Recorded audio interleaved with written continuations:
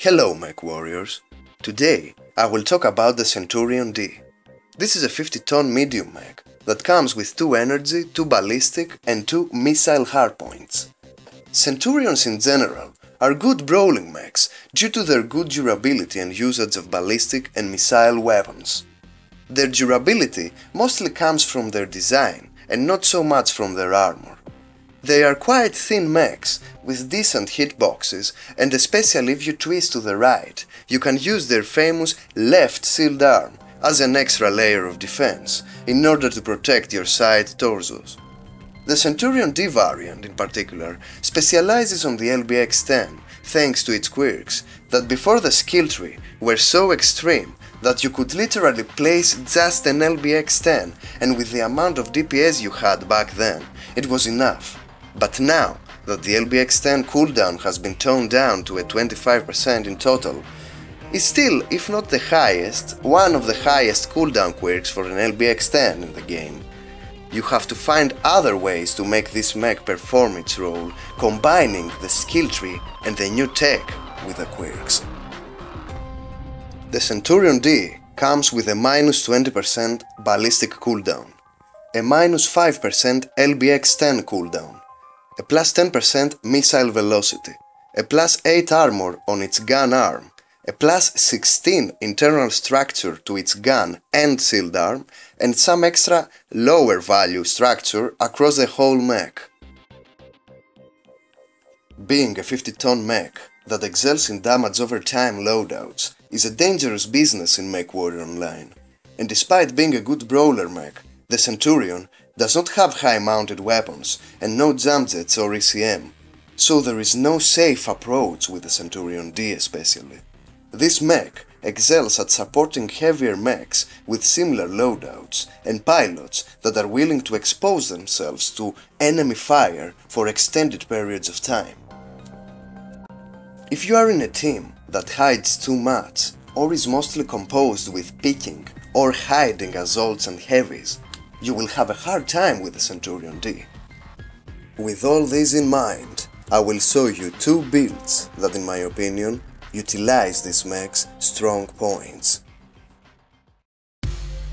The prototype: 1 LBX-10 with 3 tons of ammo, 1 Rotary AC-2 with 1.5 tons of ammo, 2 medium lasers, 2 rocket 10 double heatsinks in total. We used light ferro, endosteel and an XL 240. With this build, we combined the Rotary AC-2 with the LBX-10 that with this mech has more than 35% cooldown when you combine the skill tree, in order to not only increase our raw ballistic DPS, but also evolves this mech from a brawler to a mid to long range suppression fire and crit seeking close range mech at the same time.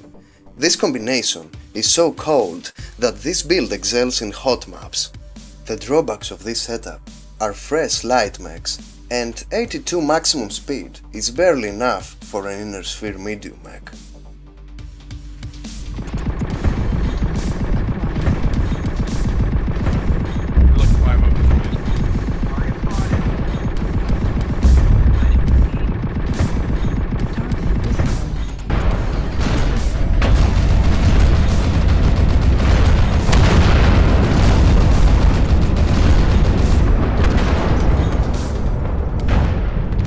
For the second build, 14 pellets, 1 LBX-10 with 3 tons of ammo, 2 SRM-2s with 1.5 ton of ammo, 2 medium pulses, 13 double heatsinks in total. We used light ferro, endosteel and an XL 280. This time we combine our fast-firing LBX-10 with the SRM-2s that, thanks to the cooldown quirk of the Centurion-D combined with the skill tree, our LB-10 syncs almost perfectly with the SRM-2s instead of the SRM-4s. At the same time, we use the 2 medium pulses that are the second lowest cooldown laser after the small pulse in order to increase our alpha to 30.6. So with this build, we do roughly 18 damage per 1.7 seconds with the SRM-2s and the LBX-10 combo, and a total of 30.6 damage when we fire are also fast firing for energy weapons medium pulses. we have a very decent speed of 94 kph, but our drawback this time is the limited range of the SRMs. Also, in both builds, we have lowered significantly our shield armor in order to fit our equipment, since we still have a 41 internal structure on our shield arm, thanks to our skills and quirks. For the skill tree, for the prototype in firepower, we went for minus 10.5% cooldown, 2 LBX spread nodes, 2 enhanced UAC rack nodes and some velocity. In survival, we went for 14% armor and 28% structure.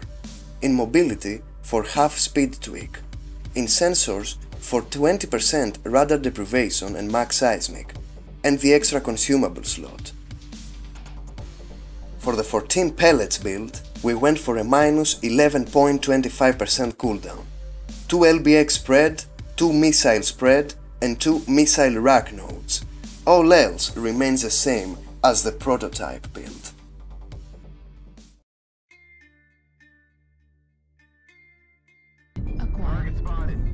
In the first match, we are in Crimson Strait. With this build, we don't care about heat. In fact, the hotter the map, the better for us with the prototype setup.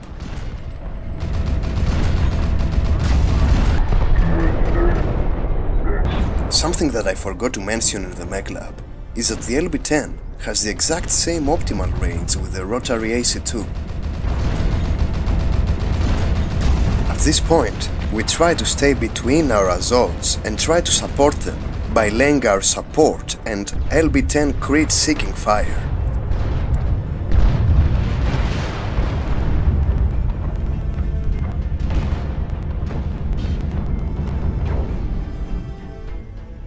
If you are getting focused by enemy assaults, especially if they are fresh, you have to back up as fast as possible.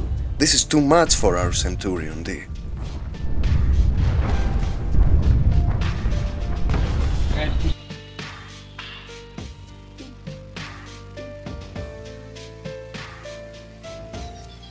At this point, our front line has broken, and with this mech, we cannot play the poke game, so we struggle to find our next opportunity to lay our DPS.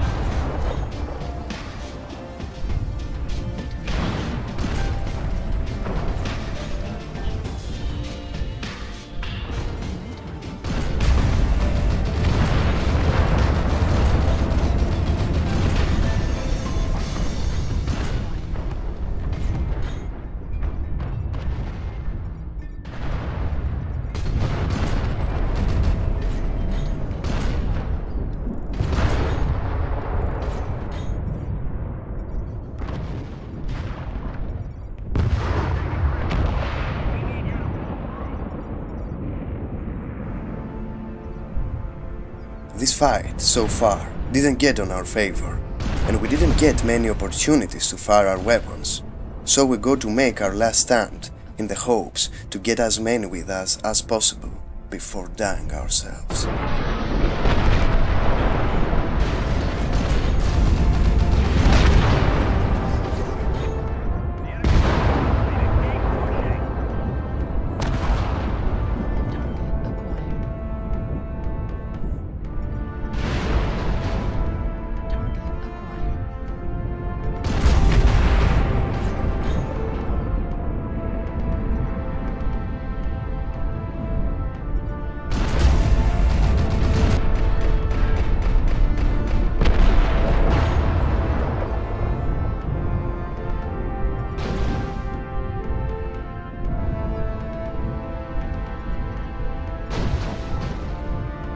This urban mech does the right thing against our build.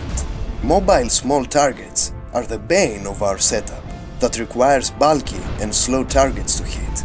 But hopefully, He had extremely damaged back armor.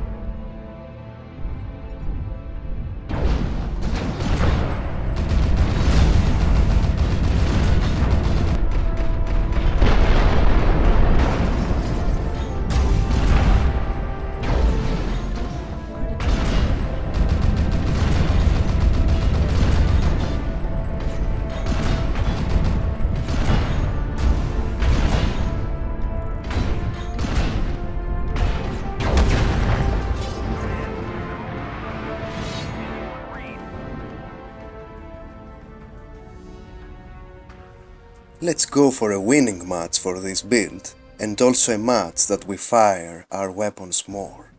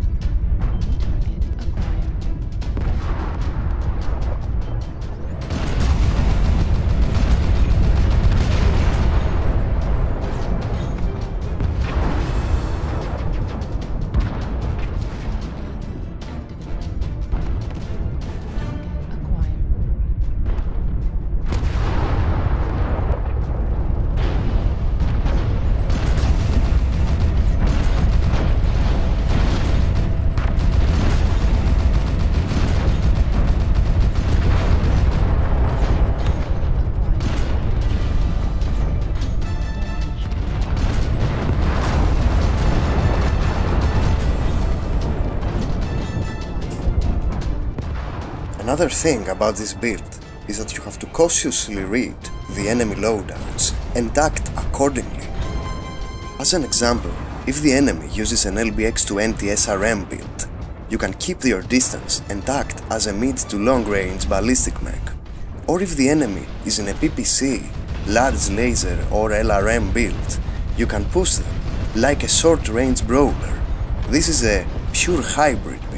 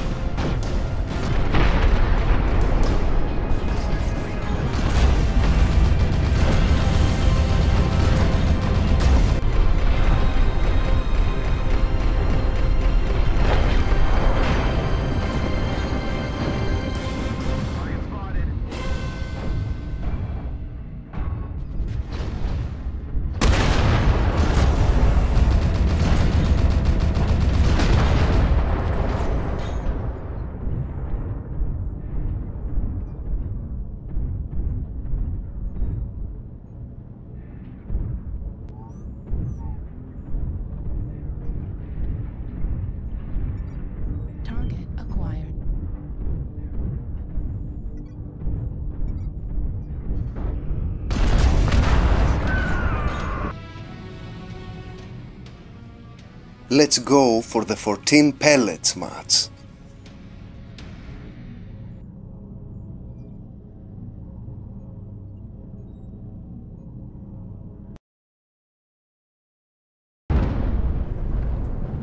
With the 14 pellets build, we are in Alpine Peaks, one of the worst maps for a mech that relies on SRMs for its damage. With a lot of patience and luck though, we will keep our armor, and at some point we will bring the fight to short range. At the early phase of the match, we have at least our LBX-10, and at least 1 ton of ammo to spare at long range.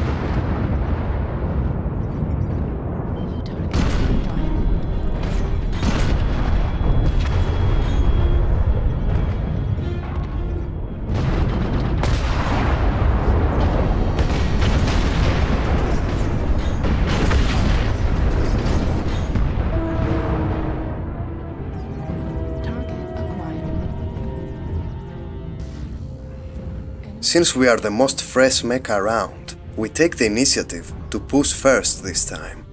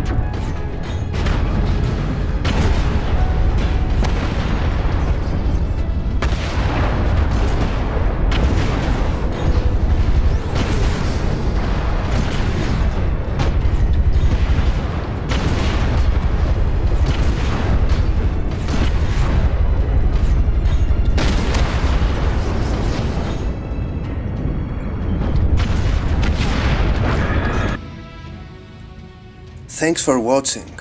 I will see you in the next episode of Let's Talk About Mechs.